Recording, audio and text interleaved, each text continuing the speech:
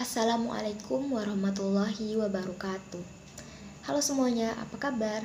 Perkenalkan, saya Angela Ramizal dengan NIM 220161084. Pada kesempatan kali ini akan mempresentasikan materi terkait pengantar linguistik umum, yaitu tentang tataran fonologi. Langsung saja kita ke pembahasannya ya. Tataran fonologi. Yang pertama itu, apa itu morfologi? Secara etimologi, morfologi ini berasal dari kata morf dan juga logi. Morf berarti bentuk dan logi berarti ilmu. Jadi, secara harfiah, kata morfologi diartikan sebagai ilmu mengenai bentuk.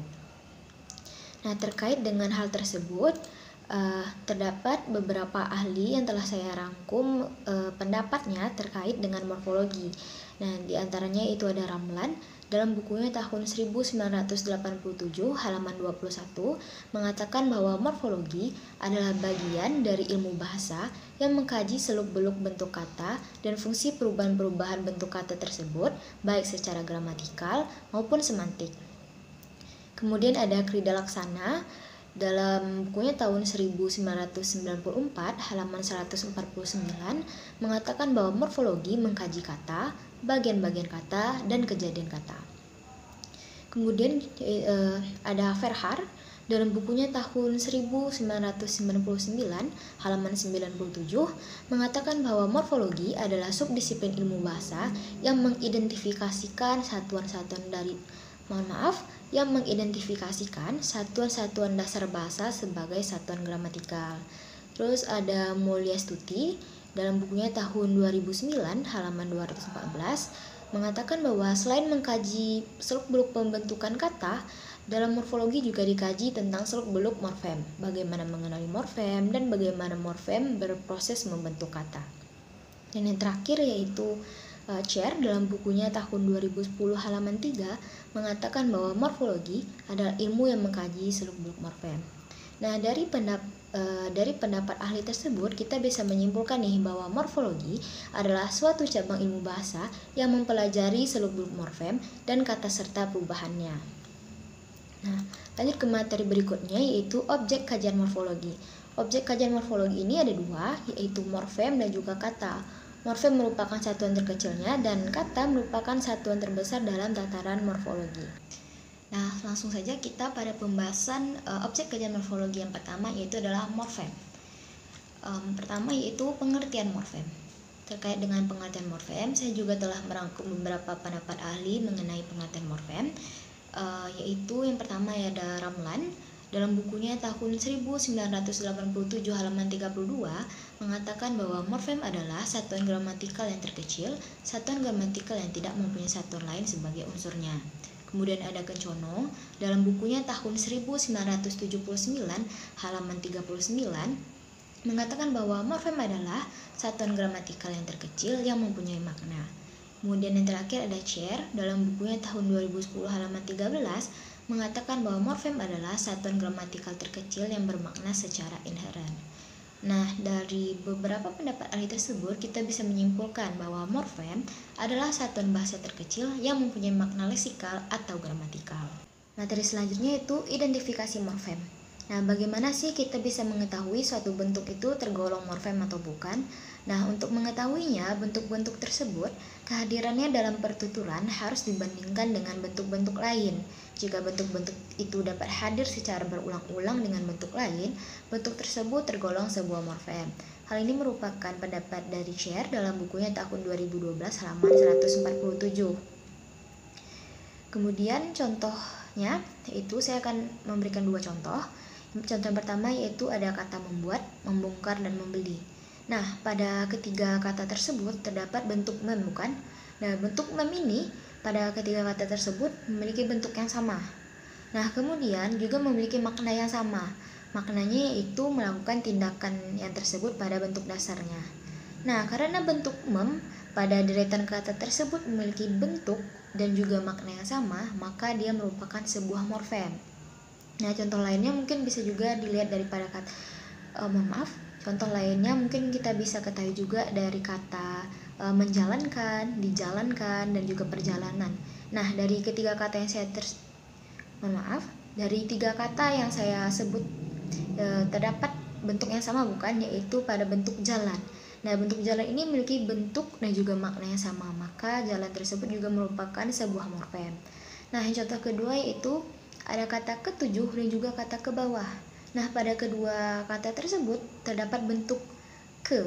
Nah, bentuk ke ini memiliki bentuk yang sama, tetapi makna yang berbeda. Mengapa? Bentuk ke pada kata ketujuh memiliki makna berupa tingkatan atau derajat seperti ke-7, ke-8 dan sebagainya. Dan bentuk ke pada kata ke bawah bermakna menunjukkan arah ke atas, ke bawah dan sebagainya. Nah, karena memiliki bentuk yang sama tetapi makna yang berbeda, maka bentuk ke pada kedua kata tersebut merupakan dua morfem yang berbeda. Nah, materi selanjutnya yaitu alomorf. Alomorf adalah variasi bentuk. Variasi bentuk itu terjadi karena proses fonologis. Akibat pertautan afiks dengan morfem bebas atau pokok kata terjadilah perubahan bentuk yang lazim disebut alomorf. Nah, Cher dalam bukunya tahun 2012 halaman 151 mengatakan bahwa pada umumnya sebuah morfem itu hanya memiliki sebuah alomorf. Namun, ada juga morfem yang merealisasikan dalam bentuk beberapa alomorf. Nah, contohnya yaitu morfem ber yang ada 3 bentuk alomorf, yaitu morfem ber, be, dan juga bel. Kemudian ada juga bentuk alomorf dari morfem me yang memiliki 6 alomorf, yaitu me, mem, men, men, meny, terus meng, dan juga menge. Nah, klasifikasi morfem. Ini merupakan klasifikasi morfem menurut pendapat Muschlich dalam bukunya tahun 2010 halaman 16 sampai 24. Yang pertama yaitu klasifikasi morfem berdasarkan kemampuan berdistribusi. Nah, berdasarkan kemampuan berdistribusi, morfem ini terbagi menjadi 4, yaitu morfem bebas, morfem terikat, morfem semi bebas, dan morfem unik. Nah, berdasarkan contoh di sini ya, kita juga bisa mengambil pengertian dari masing-masing morfem yang telah saya sebutkan. Nah, morfem bebas ini contohnya itu wah, biasa, dan juga kuliah. Nah, mengapa dikatakan morfem bebas? Karena wah, biasa, dan juga kuliah ini dia dapat berdiri sendiri. Dia dapat berdiri sendiri sebagai kalimat. Maka morfem bebas yaitu morfem yang dapat digunakan tanpa bantuan morfem lain dalam kalimat atau dalam tuturan, maka itu disebut dengan morfem bebas. Nah, sebaliknya tuh bentuk-bentuk yang tidak dapat digunakan secara tersendiri sebagai kalimat atau tuturan biasa disebut morfem terikat. Nah, contohnya yang mana? Nah, contohnya yaitu bentuk urus dan juga an dalam kalimat urusan bisnis. Nah, itu merupakan morfem terikat karena dia tidak dapat berdiri sendiri sebagai sebuah kalimat. Nah, kemudian ada morfem semi bebas. Nah, morfem semi bebas ini contohnya yaitu pada bentuk dari dalam kalimat kamu dari mana. Nah, bentuk dari jika diselipkan kata arah antara kata dari dan juga mana, nah maka kalimatnya akan berubah menjadi kamu dari arah mana.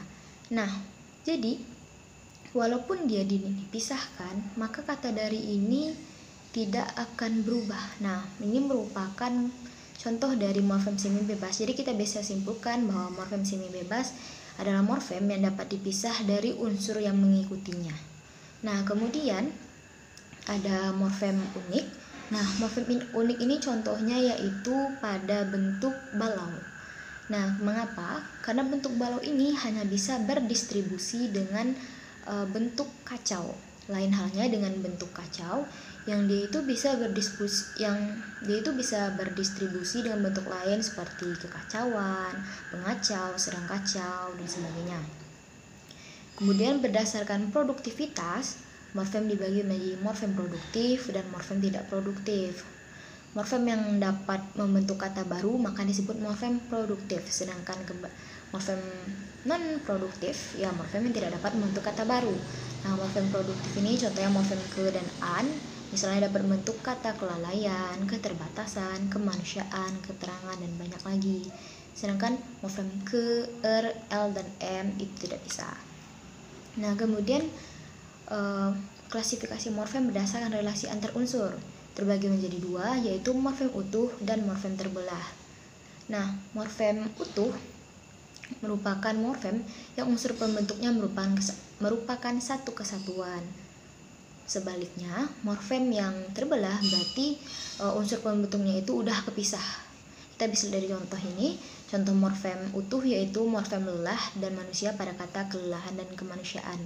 Nah, mengapa dibilang utuh? Karena kata lelah dan manusia ini masih satu kesatuan. Kemudian morfem terbelah, contohnya itu morfem ke dan an. Nah, karena ada kata lelah dan juga kata manusia di tengah-tengah, maka bentuknya kepisah. Makanya dia disebut dengan morfem terbelah. Kemudian klasifikasi morfem berdasarkan jumlah fonem. Berdasarkan jumlah fonem, morfem dibagi menjadi morfem fonemis dan juga morfem polifonemis. Morfem monofonemis, nah itu merupakan morfem yang jumlah fonemnya itu yang menjadi unsurnya itu terdiri dari satu fonem, sedangkan polifonemis jumlah fonem yang menjadi unsurnya terdiri dari dua atau lebih. Nah, kita bisa lihat ya pada kalimat satu itu terdiri dari 6 morfem, yaitu morfem adik, morfem morfem petik pada mentiki ini memetiki, lalu morfem bunga, morfem di, dan morfem taman. Nah, morfem polifonemis kita bisa ambil dari contoh morfem di. Nah, morfem D ini terdiri dari dua fonem, yaitu fonem D dan fonem I. Kemudian pada kemudian pada kalimat kedua itu terdiri dari 11 morfem, yaitu morfem kata, morfem a, morfem moral, morfem dan, morfem a, morfem susila, morfem di, morfem bentuk, morfem oleh, morfem dua, dan morfem dari kata morfem. Nah, kita bisa ambil contoh untuk morfem yang monofonemis. Nah, kita ambil dari morfem A, yaitu terdiri satu fonem, itu hanya fonem A. Nah, kemudian klasifikasi morfem berdasarkan keterbukaan bergabung dengan bentuk lain. Nah, berdasarkan keterbukaan bergabung dengan bentuk lain, morfem terbagi menjadi morfem terbuka dan morfem tertutup. Nah, morfem yang terbuka merupakan morfem yang mempunyai kemungkinan bergabung dengan bentuk lain. Nah, umpamanya ya morfem sudah dan telah. Nah, ini kita bisa ngambil langsung dari contoh ini antara morfem terbuka dan juga morfem tertutup. Nah, morfem sudah dan telah ini merupakan bentuk bersinonim. Nah, tapi dia memiliki perbedaan. Morfem sudah dia dapat membentuk konstruksi lain, misalnya menyudahi, berkesudahan, dan disudahi.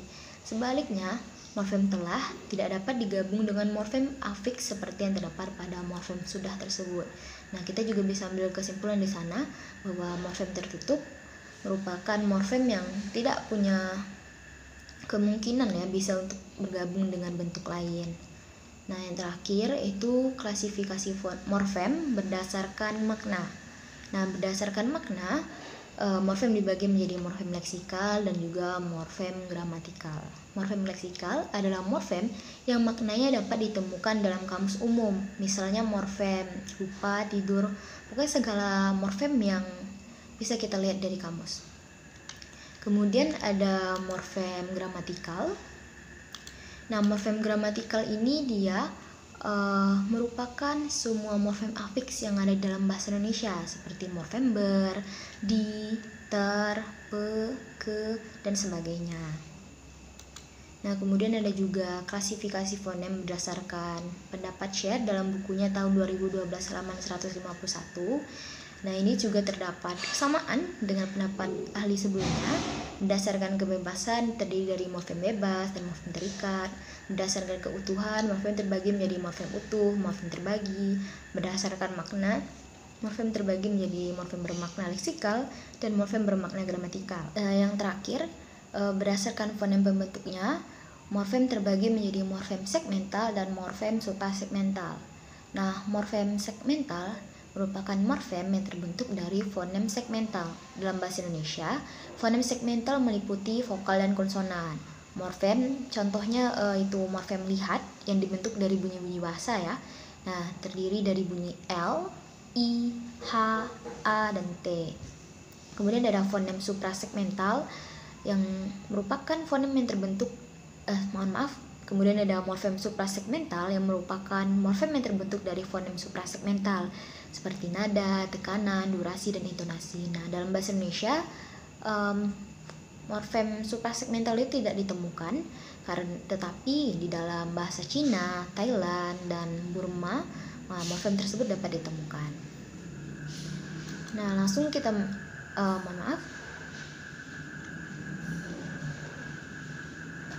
Yang kedua dari objek kajian morfologi yaitu adalah kata.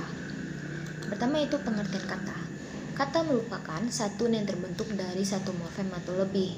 Hal itu merupakan pendapat dari Oka dalam bukunya tahun 1994 halaman 25. Terkait dengan pengertian kata, Rida Laksana dalam Oka tahun 1994 halaman 25 menyatakan bahwa kata merupakan satuan gramatikal yang dapat diujarkan sebagai bentuk bebas. Karena itu, dapat dikatakan bahwa kata merupakan satuan bahasa yang dapat berdiri sendiri. Kemudian yaitu penggolongan kata. Terdiri dari dua versi yang saya rangkum, yaitu berdasarkan versi Aristoteles dan juga versi Tata Bahasa Baku Bahasa Indonesia. Versi Aristoteles ini ada 10 jenis kata. Yang pertama yaitu kata benda atau kata nomina, merupakan kata yang menerangkan adverbia pendampingnya. Kemudian ada kata kerja atau verba, adalah kata yang menyatakan tindakan atau perbuatan. Kemudian ada kata sifat yang atau juga disebut dengan adjektiva, adalah kata yang menerangkan keadaan dari adverbia yang mendampinginya. Yang keempat yaitu ada kata keterangan atau adverbia. Fungsinya adalah menerangkan kata kerja, kata sifat, dan jenis kata lainnya.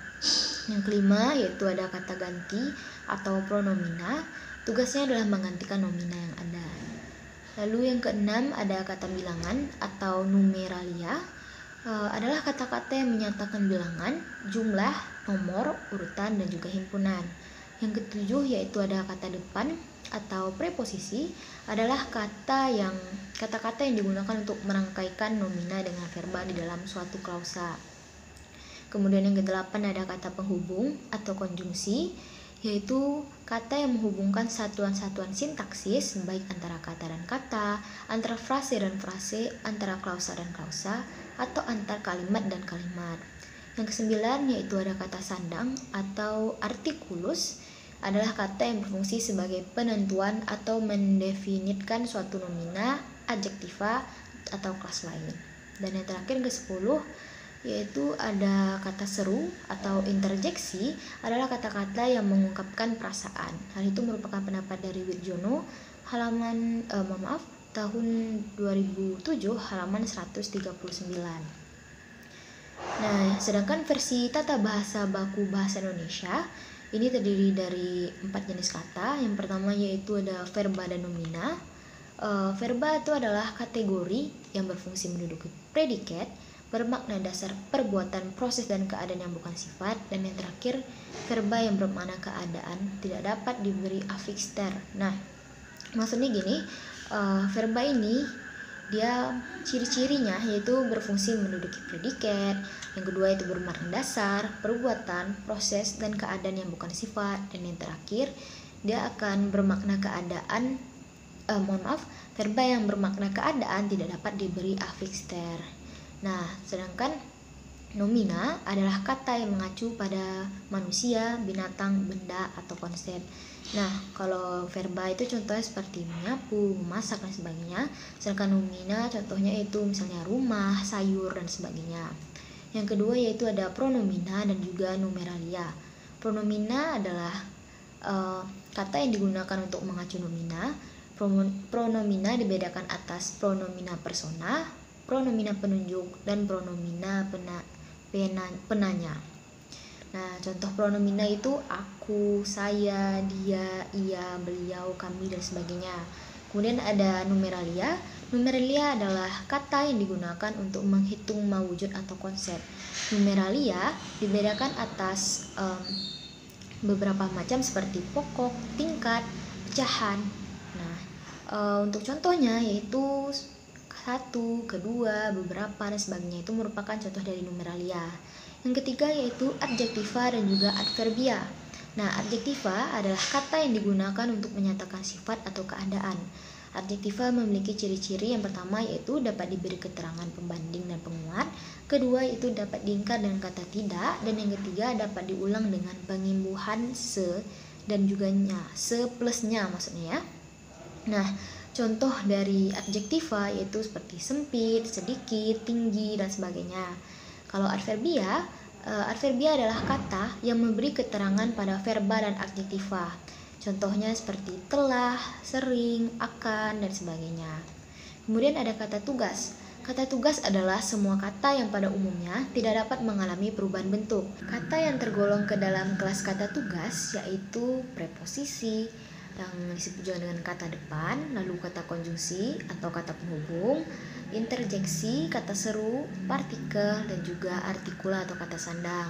Contoh preposisi yaitu di, ke, dan sebagainya. Kata konjungsi seperti akan tetapi, sedangkan, namun, dan sebagainya. Kalau yang artikula itu contohnya seperti si, sang, para, kaum, dan sebagainya. Nah, kemudian yaitu proses morfologis.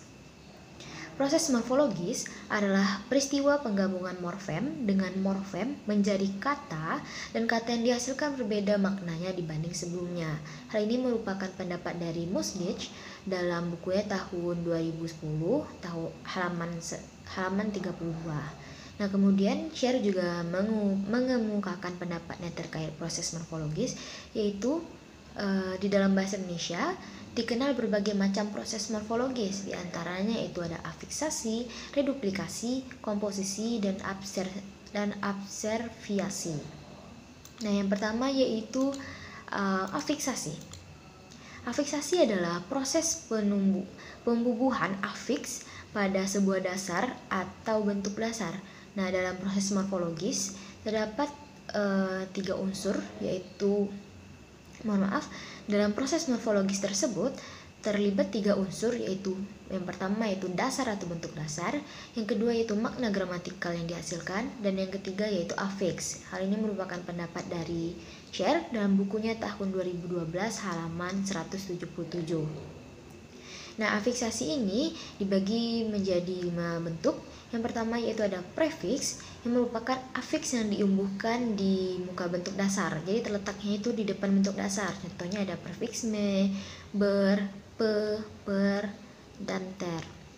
Kemudian yang kedua ada sufiks, yaitu afiks yang diumbuhkan pada posisi akhir bentuk dasar. Jadi terletak di akhir ya. Nah, contohnya itu sufiks an, nya, kan, i, dan sebagainya ya, masih banyak lagi. Kemudian yang ketiga yaitu ada infiks, yaitu afiks yang diimbuhkan di tengah bentuk dasar. Letaknya itu di tengah-tengah. Nah, jadi contoh itu ada infiks L, M, R, in. Nah, terus ada yang keempat yaitu ada konfiks, merupakan afiks yang berupa morfem terbagi. Jadi yang satu terletak di awal, yang satu lagi terletak di akhir. Nah, jadi contohnya konfiks per an, ke an, beran, pe an. Nah, yang kelima yaitu sirkumfiks, yaitu afiks yang terletak di awal dan di akhir sebuah bentuk dasar.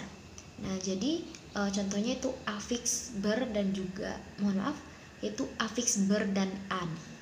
Nah, meskipun posisinya di bagian awal dan akhir sebuah bentuk dasar, nah afiks tersebut tidak merupakan satu kesatuan. Ini merupakan pendapat dari Scher dalam bukunya tahun 2012 halaman 179. Proses pengimbuhannya pada bentuk dasarnya tidak serentak, sebagaimana halnya dengan konfiks. Dengan demikian, ada afiks yang harus duluan melekat pada bentuk dasarnya dan ada yang kemudian. Nah, kemudian proses morfologis lainnya yang kedua, ketiga, dan juga keempat, yaitu ada reduplikasi, komposisi, dan abserviasi. Nah, reduplikasi adalah proses morfemis yang mengulang bentuk dasar, baik secara keseluruhan, secara sebagian, atau parsial, maupun dengan perubahan bunyi. Nah, jadi Reduplikasi ini contohnya bagaimana sih? Nah, dia bilang adalah pengulangan bentuk dasar. Nah, contohnya seperti buku-buku, bersiap-siap, buah-buahan, dan sebagainya. Lalu ada komposisi. Komposisi adalah hasil dari proses penggabungan morfem dasar dengan morfem dasar, baik yang bebas maupun yang terikat sehingga terbentuk sebuah konstruksi yang memiliki identitas leksikal yang berbeda atau yang baru. Nah, contoh komposisi itu seperti meja tulis, kursi goyang, dan bola mata. Yang terakhir yaitu abserviasi. Menurut Sutawijaya dalam bukunya tahun 1997 halaman 53, abserviasi adalah salah satu proses pembentukan kata melalui penanggalan satu atau beberapa bagian morfem sehingga menjadi bentuk baru yang berstatus kata. Nah, proses pembentukan kata melalui abserviasi tersebut menghasilkan penggalan, singkatan, dan akronim. Nah, yang dari penggalan ini contohnya seperti sekre. Nah, ini merupakan singkatan dari sekretaris atau sekretaris. Nah, yang kemudian kalau yang singkatan itu contohnya seperti KKN, yaitu kuliah kerja nyata, atau mungkin korupsi, kolusi, dan nepotisme. Kalau yang misalnya akronim itu contoh seperti UPI, yaitu Universitas Pendidikan Indonesia. Demikian yang bisa saya sampaikan. Mohon maaf jika terdapat kekurangan dan juga kesalahan kata. Saya akhiri dengan Assalamualaikum warahmatullahi wabarakatuh.